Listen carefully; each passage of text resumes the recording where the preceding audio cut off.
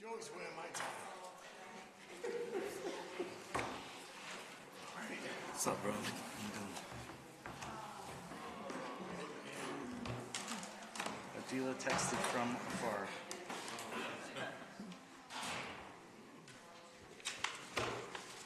So we have to, let's make sure that we don't forget to approve the summer project. It's not on the script. Summer project. Yeah. I hate taking.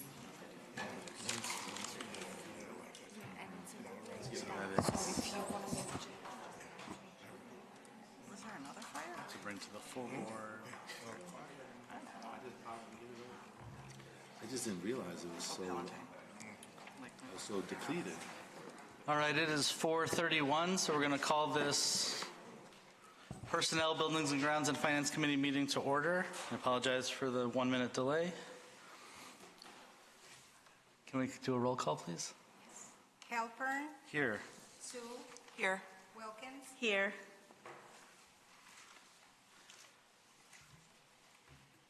Next, we'll do our land acknowledgement and the acknowledgement of the contributions of the enslaved.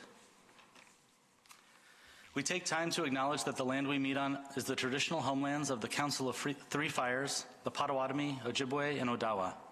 This land also served as an important meeting place for Miami, Ho-Chunk, the Menominee, Anoka, Sac, Fox, Peoria, Arapaho, Cheyenne, and other tribal nations. This land has long been a center for indigenous people to gather, trade, and maintain kinship ties. Located at the intersection of several great waterways, the region has become the site of travel and prosperity. We acknowledge Evanston and John Evans are tied to the massacre of the Arapaho and Cheyenne for railroads and westward expansion, upon which John Evans developed his wealth and founded Evanston.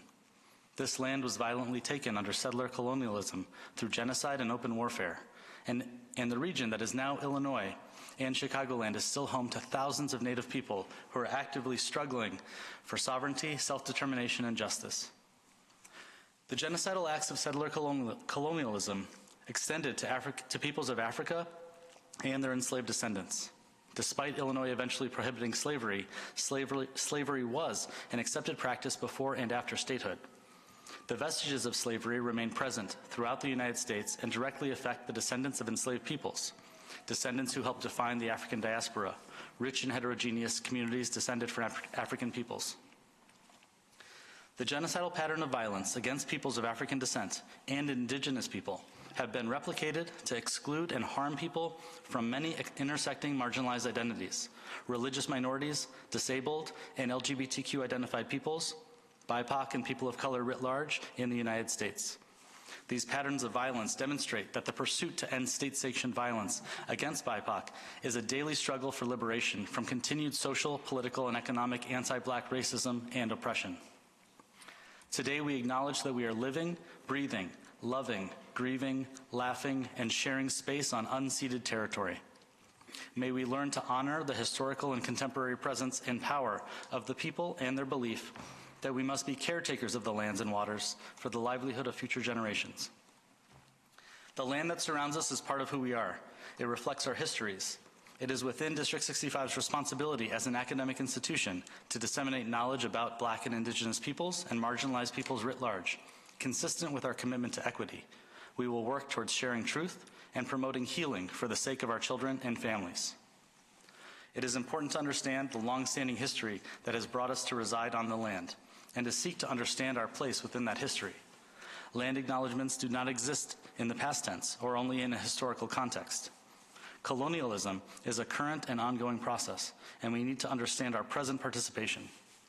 We encourage everyone consuming this message to continue expanding their knowledge to reduce their harm through awareness of local mutual aid models for survival and engagement with online and local resources, such as the Chicago American Indian Community Collaborative and the Shorefront Legacy Center. And with that, we'll go to agenda item number 2, which is public comment. And we have a few people signed up today. yes, we have 6 people. Wonderful. Members of the public are welcome and invited to address the Buildings and Grounds and Finance Committee during open public session. Speakers are discouraged from using public comment period to air specific concerns about staff members, being mindful that the public comment period is not a suitable forum for fact-finding or resolution of disputes. Rather, we encourage members of the public who have concerns about specific district employees to follow district communication guidelines found in the student handbook. Please remember to state your name and that you have 3 minutes to address the committee. Also note that it is not customary for the committee to respond to public comment. The best way to correspond with members is by emailing us at schoolboard@district65.net. And when you come up to speak, please step to the podium where the microphone is. Steve Yasukawa.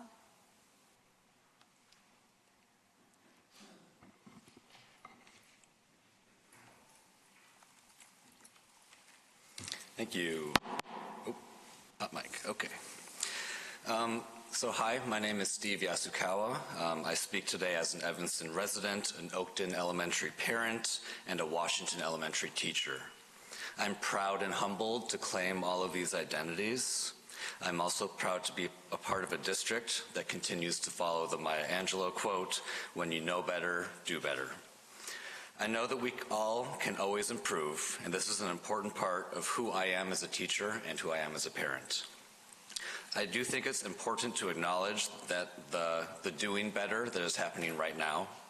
Specifically, I want to call out Dr. Elizabeth Cardenas Lopez and Mr. Carlos Mendez, the administrators at Washington.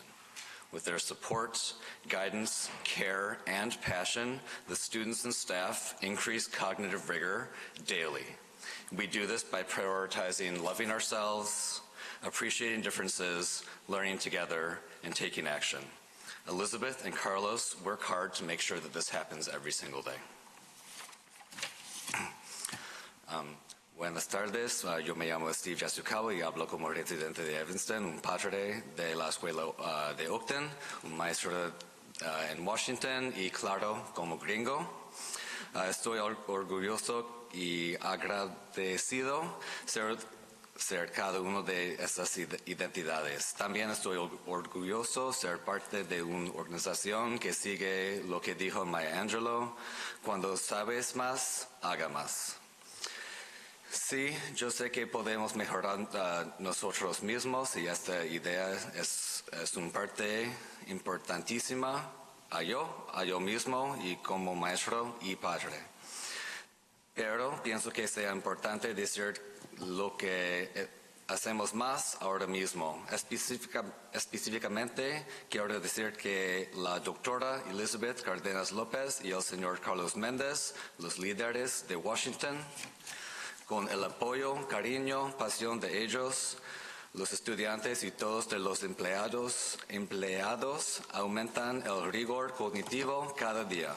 Y lo hicimos por amor nosotros mismos. Apreciamos las diferencias, aprender juntos y tomar acción. Elizabeth y Carlos trabajan duros para hacer todo de eso cada día. Gracias.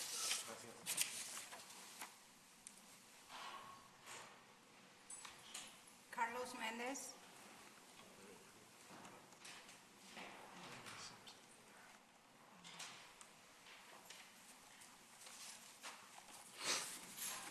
Good afternoon. My name is Carlos Mendez. I'm the assistant principal at Washington School.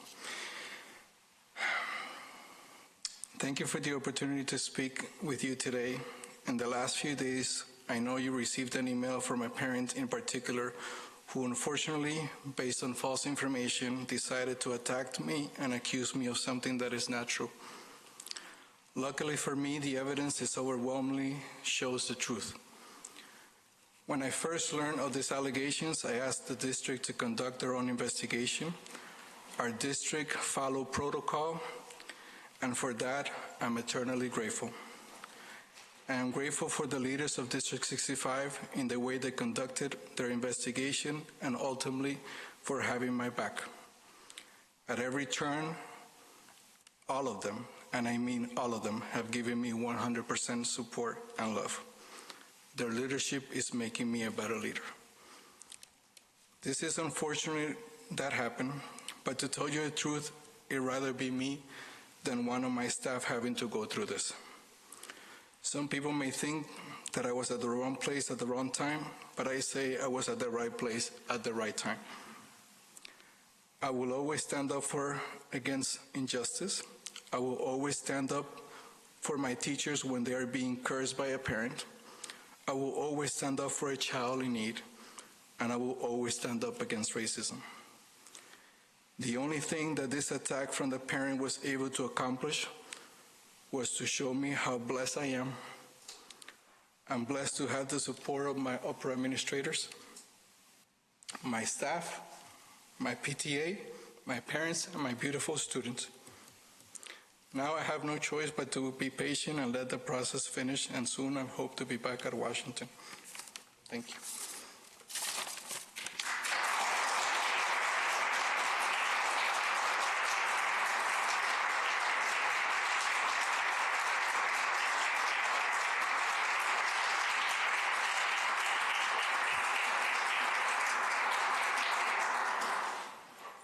Carlos Mendez speaking for Elizabeth Cardenas.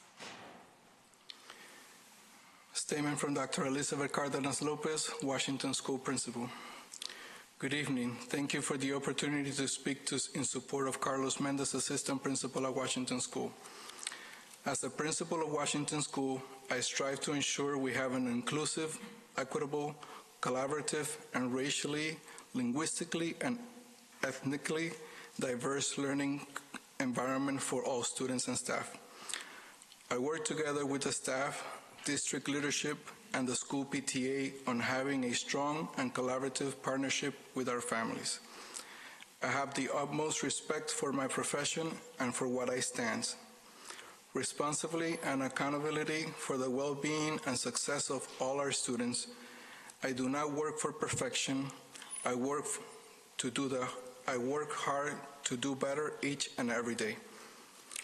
Unfortunately, I can't be here in person this evening due to the family emergency, but I wanted to share my unconditional support for Carlos Mendez, my assistant principal, who has been put through an unjust and sickening investigation, prompted by a parent who's on a quest to have a black student who's having some social emotional needs expelled from District 65. Carlos and I are committed to the safety and security of our students and give 100% of all our dedication and hard work to make this a reality for all our students. We serve our students, families, and staff with love, care, empathy, and compassion. We address intentional or unintentional prejudice against our diverse student population, especially those with high needs, directly or indirectly. Our dedication to and love for our profession is centered on our students. They're the reason we give it all each and every day. Our individual perspectives have been influenced and generated by our lives, experiences of discriminatory systems, or biases conducted of people who do not look like us or represent our diverse backgrounds. Therefore, we stand together against prejudicial statements or actions that questions, belittle, and put in jeopardy our integrity and our lives, and especially as Hispanic leaders in this district and in our profession.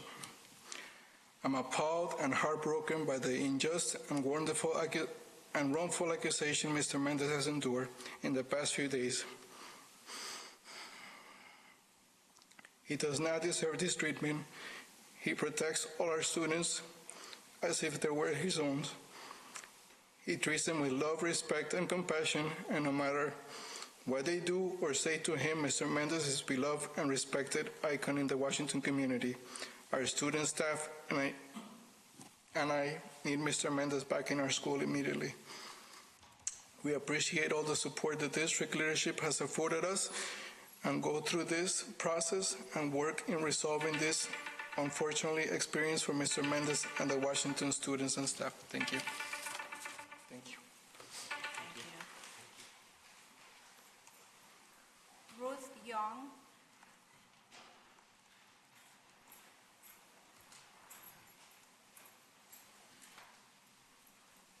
Hi, I'm Ruth Young. I'm giving part of my time to our PTA parent who didn't know that she had to sign up. So I'm going to talk really fast. Every day as I walk to Washington School, or when I walk my dog around the neighborhoods that include our families, I feel proud. Washington School has bright, creative, energetic students, 2 devoted leaders, and an inspired, motivated staff. I've been teaching for 36 years. Yes, I'm practically a dinosaur. In my entire teaching career, I have never seen two administrators work harder to make all children feel safe, loved, and that they belong. Washington staff does the same. Our students know we want the best for them, and it shows in the work they do and the way they play. Many caregivers in Washington School's community of learners know this too. They see the children's progress academically, socially, and emotionally. Unfortunately, this year, there's a small group of parents who are against our 2 Latinx leaders and 2 BIPOC children. I'm going to name it. It's racism. This small group has slandered Carlos Mendez, petitioned to get a child removed from Washington School, and last year even called the police on a BIPOC second grader. The racist slander perpetuated against Carlos has been completely disproven by building videos and demonstrating how Carlos proactively helps students in crisis. His biggest fans, the Washington staff and students, can also corroborate how skilled Carlos Mendez is in de-escalating behaviors. District 65 Board of Ed and the Cabinet also backs Mr. Mendez 100% because they see the fine work he and Elizabeth are doing. Thank you for that. In fact, District 65 upper leadership often praises Dr. Cardenas-Lopez and Mr. Mendez for the positive strides these fine leaders have made for Washington School. Mr. Mendez and Dr. Cardenas-Lopez are truly devoted to every child, every day, whatever it takes. So, caregivers and community members who might be watching this around Washington School, here's what I need you to do. When someone sends a petition to oust a student from our school, don't just shake your head and delete it. Speak up and out against racism. When someone slanders a leader of color or makes a false accusation against them, don't be silent. Your silence is consent. Instead, call the person in or call them out. Help them see that even though they're not saying a racial slur, their actions are racist oppression. Let them know that you will not be part of racist bullying, because Washington School is a wonderful place to learn, play, and work. Hello, my name is Shannon Fujimura. I'm a parent of a Chute middle schooler, and I'm also a parent of a Washington elementary school. I have been in the school district for since Hero was in kindergarten, who started at Oakton, and I've been at Washington since then with both of my children. I have worked under Elizabeth, and I have worked with Carlos, and I have worked under Kate Ellison. I can tell you that I love Washington because of the diversity, because we have ethnicity, and because we have passion, and we have the leadership behind that. What is happening between Elizabeth and Carlos is heartbreaking as not only a PTA president, but as a parent. I strongly abhor what is happening. I want to thank everybody on this board and in this community for what they have done for Washington throughout the years. We do have a lot of critical cases at Washington. We do need help. I work at Washington as a volunteer, and everything that you have done to provide the support to the administration and to the care team and to the staff and to the teachers has been awesome, but sometimes it's just not enough. And right now we have a parent who is lying because the help is not being supported at Washington. It's wrong, she is wrong, and it's horrible that Carlos and Elizabeth are being dragged into this mess. So I just want to say thank you for what you've done. They are amazing leaders. I wish them the most amount of success, not only today, but for years to come at Washington, and I thank you for your time. Kellyanne MacArthur.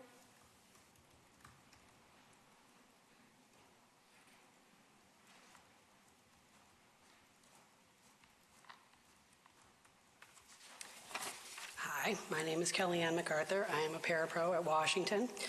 I'm whatever the union rep for the parapros, and so all the paras have agreed to sign the letter that I've written. I did not know I would be speaking today, so I wrote it as a letter, but thank you for the opportunity to speak. I am writing this letter in support of Carlos Mendez, assistant principal at Washington Elementary School. Mr. Mendez has been accused of inappropriate action, reported to DCFS, and removed from work. Those of us who work with Mr. Mendez find this difficult to believe. Mr. Mendez is an outstanding administrator who cares deeply about the children and staff under his care. He shows unending support to all children, but especially to the most vulnerable and struggling children in our school. He works tirelessly with us, the paraprofessionals, who also work with these children day in and day out. Mr. Mendez supports us, helps hold us up, and works with us as a team player, not just an administrator. He is patient, caring, and supportive to the entire Washington family. He can make us laugh and see the light at the light when we want to tear our hair out in frustration after a particularly difficult day. As I told Carlos, we really missed him today. Today was bad. He is an integral part of our school community, and we all suffer every day that he is not there with us. We write this letter in the sincere hope that you will reinstate him immediately so he can continue to help make Washington School the best school in District 65. Thank you. Ellie Harn.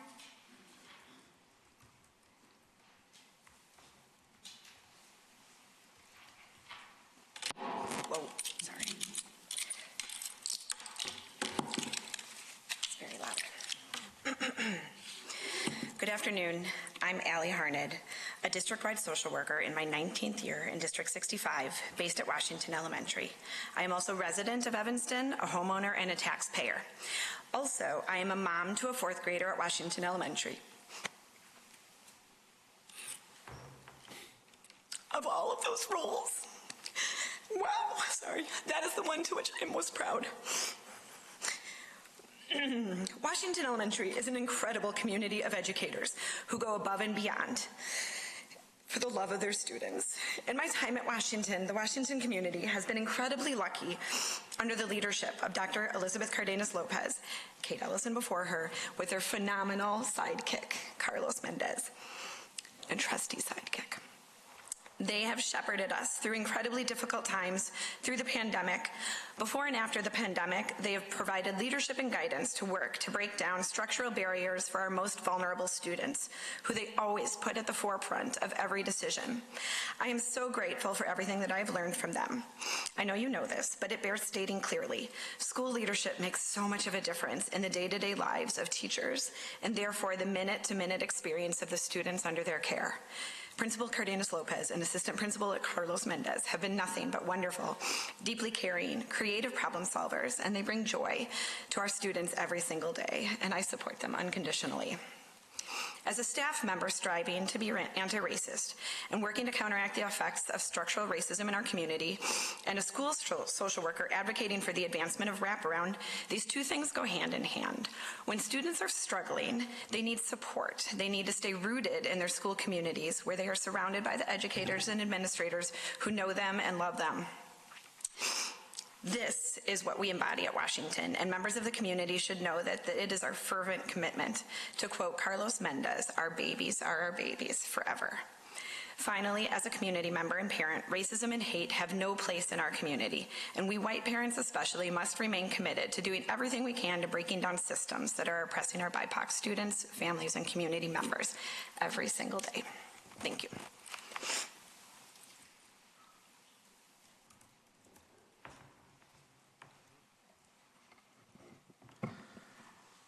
Thank you to those who came to speak. Agenda item number 3 is the 2023 Summer Capital Projects bid recommendation and approval. We presented the information for the 2023 capital project back in February, and it was broken into 2 parts. One has to do with the asbestos project in 3 of our schools, and the other has to do with an assortment of other capital projects, mainly window repairs and ceiling repairs and other things that are related to them. And what we're asking for today is for the committee to move this up to the regular board meeting on the 27th for approval, so that winning bidders can start ordering the parts that they need to be able to start to do the work. Great. Any questions? Is it possible just to get a copy of the current building fees for the next meeting? Or just like a breakdown of which of the fees are being increased? Oh, this is the summer capital projects. Yeah. I'm so sorry. You're good. The printed one is different than the online one. Got it. And Scratch that. I'm pretty sure I know the answer, but this is all in the facilities plan. This is, I'm sorry. Yeah, I just want to confirm that this is all in what we sort of expected to have to do as Yes, a part it of the is. facilities Yes, it plan. is. Good. And go ahead. This is part of the present. This is an outgrowth of the presentation made by the district architect firm of Carter-Gunn Clark. If you remember, I believe that was in late fall, where the architectural firm made a recommendation to start tackling some of the over $189 million in repairs that is needed. And at that time, the administration and this board made the commitment to start using some of our reserves to start tackling some of those repairs. So for the summer of 2023, the plan is to spend about $6 million on the critical needs. And for next year, too, in 2024, is to spend an additional $6 million in reserves to start tackling that. Yeah, we will continue to lean into those health, life, and safety priorities for our buildings. And that's where we've been kind of tapping into our funds. And the other thing, if we can, once we get those things in order, we'll start looking at the envelopes of the building, like the roof, windows and exterior, things like that, before we can go inside. So we're tackling it strategically off best practice. Great. And it looks like you got a lot of competitive bids, which is wonderful. Is there, I know it seems like some of the suppliers are doing part of the work. Was there an opportunity to maybe get some volume discounts, or I don't know if that was considered or if that's something they would consider? What we try to do, we try to get we reached out to as many qualified bidders as possible. But we try to get the folks who will give us the best price in different components of the work to be done. So our goal is to make sure the work is done right and we get the best pricing that we can for the district. So that was kind of the approach that we took. And legally, we have to give it to the lowest qualified bidder. We can't make accommodation for someone else. So that's okay. So that's how we have to proceed on this. Got it. Makes sense. For the LED project, does that bring us to close on completion for that project? 100%, yes. So all our buildings will now, after the completion of this project, they will transition from fluorescent light to 100% LED. And we anticipate that we will see significant savings in utility cost, electrical utility cost that we pay. And also it's in keeping in line with the City of Evanston Climate Action Resilience Plan. Great. Do you have any questions? It'll be good to see things in a new light. But sorry, I'm in a punny mood. Just to confirm for the summer projects then, so it was Dawes, King Arts, and then Shoot that would not have any summer programming. Is that correct? Yes. Then? And then were any of the vendors minority or women-based businesses or part of the bidding process? No, I know we cast a wide as net as possible to include as many bidders as possible. Well, you invited like hundreds, right? What? You invited like hundreds to apply, right? Right. But we can only consider firms that submitted bids. Right. Yeah. Okay, thank you. For the Haven window project. Yes. It's a massive project. I'm already a little anxious about getting it done on time. Every window in the building? Yes. Almost $3 million? Yes. Is there any summer programming there this summer? There's summer programming at Haven, I believe, but we figure out a really good Start in certain compartments and work your way around? A really good schedule, and we will use that schedule, and we feel very comfortable because of the type of work that it is, that we'll be able to get it done on schedule and on budget. And because they're doing windows, I imagine there are going to be parts of the insulation that has to happen from the exterior. They put up scaffolding and all that to obviously reach. I guess my question is about how do you secure that so that people aren't enjoying the climbing structures that are put there temporarily over the summer? We'll have a plan in place. Thank you. That will address that. You know what? Something you we can, thought you can about. put 3-story scaffolding on a middle school where kids play all day, yeah.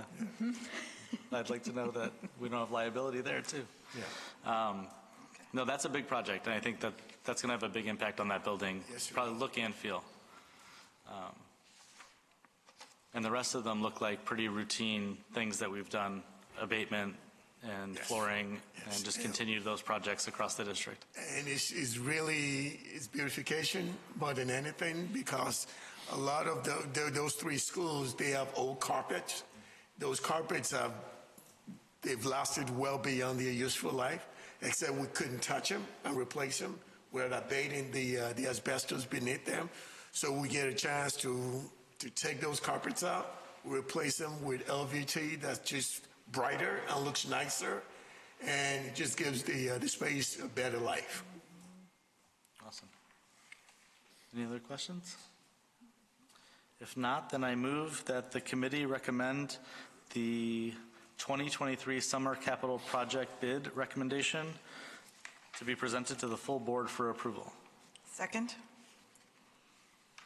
Halpern, Yes. Sue, Yes. Wilkins, Yes.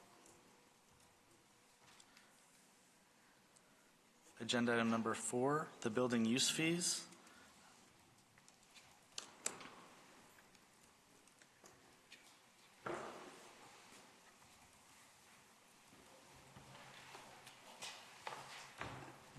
We recommend this year that the building use fees be increased by 5%. It was done after doing the evaluation. It was done last year 5%, so we would like to do it again this year for 5%. And the critical rationale behind that, as we all know, the cost of everything is going up. And we tried as much as possible to peg the increases to CPI. And as you know, this year the CPI is actually 7%, but we decided not to go that high. So we reduced that to 5%, which is why we're requesting the increase to 5%. This is to be paid for by entities that rent a space during summer and the rest of the year. Now, I just want to point out that our partners, such as the City of Evanston and non-for-profit, they do not pay this rate. Like PTAs don't pay this? They don't pay that rate, though. So this is for profitable enterprise that use our space. Other than just the CPI, are there any other increases that like you were thinking about or we should be thinking about, like in terms of renting out the building? That would be, I mean, a big chunk of that would be heating cost. We know heating cost has gone up substantially this year because of the cost of heating. I mean, most of heating cost is tied to petroleum, oil, and natural gas, and we know the price of that has actually gone up much higher than 5%. And also the cost of the personnel folks. We'll have to clean the building, have to take care of the building.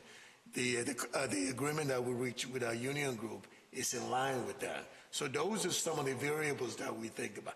We couldn't possibly recoup all the costs that we incur in maintaining the building. But what we are trying to do is try to align it with something that is independent, that most people can understand, and that's how we came out with CPI, which is also the source of our greatest revenue in the district. So if we really want to peg it to how much it's really costing us, we'll have to charge much more than that. But we want to be partners with the folks who use our building and provide a service to them. So the goal here is not to profit off of the folks who use our building, is try as much as possible to recoup the cost of maintaining the building while it's being used. I think that's in line with, community schools partnerships, trying to be good stewards. These are public buildings, but they do cost money to operate and maintain and staff outside of school hours. Any other questions? You had one. I just had the one. Is it possible just to get a list of the old fees, or was it just across the board, all of them received a 5% increase? Okay. It's a 5% increase,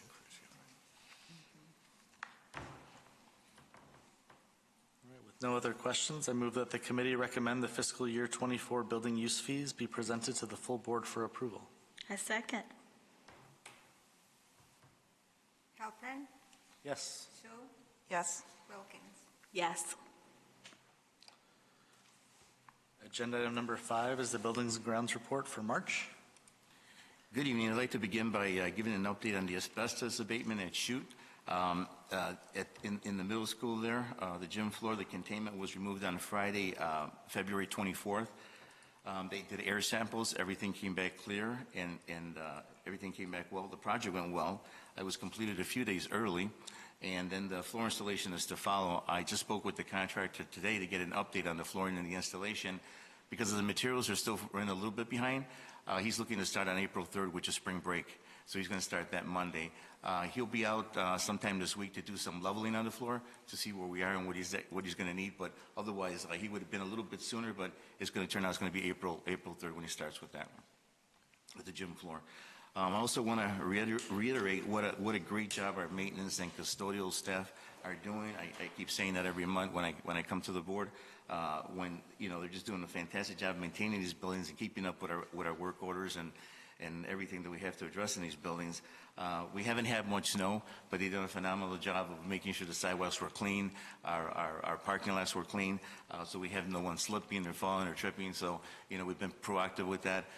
Me working closely with Omar White, the supervisor of maintenance, keeping his eyes open. He lives here locally, so we put a plan together when they're going to come out. Sometimes they come at 2 o'clock in the morning, and sometimes 3. Sometimes on Saturday. So, we kind of coordinate, and watch the weather and see what's going to happen, the day before in the forecast. I also wanted to highlight a couple of things in some of the buildings. Over at Haven, we had some water backing up from the toilets. They had to go down like 120 feet on that, and they extracted a lot of hygiene products, wipes, towels. There was all blockage in there, so they were able to pull everything out. So everything down is working. We have it working right now. But that was quite a job to get that down. They went down pretty deep on that one. I was wondering if we were going to be able to get that clear, but it worked out. I also want to mention that since I'm on Haven, in reference back to the question that you had asked Mr. Obafemi regarding the scaffold, there's going to be no scaffold. They have lists that are going to provide. A few weeks back, myself, Cordigan Clark, and the window contract met with building administration.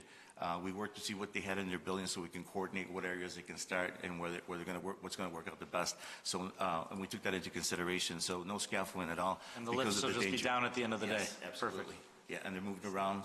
They're down at the end of the day. So I just wanted to, give you an update on that. Perfect. Also at Oakton, we had an issue with a hot water tank. Fortunately, we didn't have to wait for materials or for the hot water tank. We had one at the warehouse that was identical, so it was a quick fix. Well, I'll say a quick fix because we had it in stock. So we were able to remove the old one and put the old one back, and everything went well with the transition there. So we didn't have to worry about any holdup or not having any hot water. So that worked out very well. This is what I have for this evening. Any questions? Well, now I'm curious as to what software we use for our asset management when it comes to hot waters and things like that, when we install the lifespan to kind of estimate replacement. Actually, it's an Not interesting the big question. stuff, the little stuff. Right, it's an interesting question. There's a software that the district uses. It used to be called Schooldo. It's now called Brightly. And what we do when we install things such as hot water heater, we actually enter it in there, and it gives us the average lifespan of the useful life of that item. And we use that to actually change them up before they even break down. That's what we use. That's great. Thank you. Awesome. Thank you. Thank you.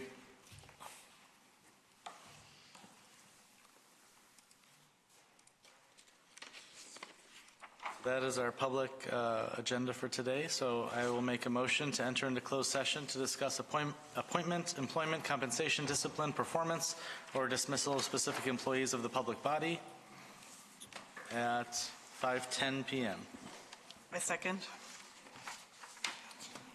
Halpern, Yes. Sue, Yes. Wilkins, Yes.